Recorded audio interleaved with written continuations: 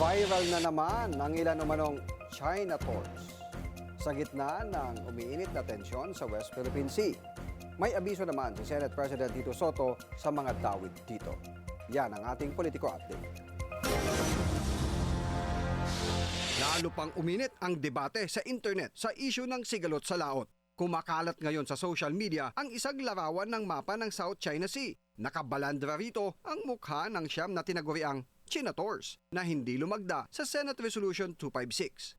Kinabibilangan ito ng magkapatid na Cayetano at sina Senators Bato de la Rosa, Bongo, Cheese Escudero, Rodante Marcoleta, Amy Marcos, Robin Padilla at Joel Villanueva. Nakalagay ang mga mukha sa mga iginuhit noon na 9-dash line ng China. Wala pang pahayag ang siyam na senador. Pero ayon kay Senate President Tito Soto, At pag-aralan natin, ako as Senate President, pag-aaralan ko kung gano'n ang kung mayroong nagbi-bring up ng issue na bakit ginaganon yung senador. O dapat yung siyam ay pumalag. Di ba? Di hanapin nila kung sino yung nag-upload nun. Sino yung source, sino nag-upload, sino nag-invento. At kung nasasaktan sila no sa post na yun.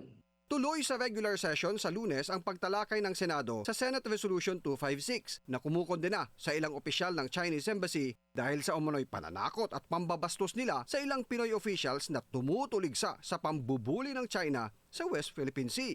Sabi ni Espisoto, dapat noong Miyerkules ay ipapasa na nila ito kapag natapos ang pagtatanong ni Senate Minority Leader Alan Peter Cayetano. Pero hindi natuloy dahil sa pumalyang kudeta sa Senado. Pabor din si Espisoto sa one person, one account sa social media para mawalaan niya ang mga troll sa bansa. Katunayan daw ay mayroon na siyang panukalang batas para rito. Kailangan lang anyang makipag-coordinate ang gobyerno sa mga social media platform para malimitahan ang pagkakaroon ng mga multiple account ng isang individual. May bill ako sa Senate. Titignan ko kung saan napunta. Meron akong idea kasi before the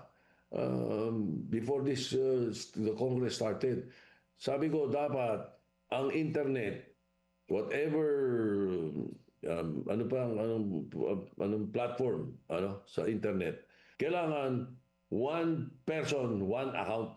Ubos yung mga troll. Dahil sa word war sa sigalot sa laot, dumarami raw ang coordinated online attacks laban sa Pilipinas at sa mga opisyal ng gobyerno na nagtatanggol sa karapatan ng Pilipinas sa West Philippine Sea.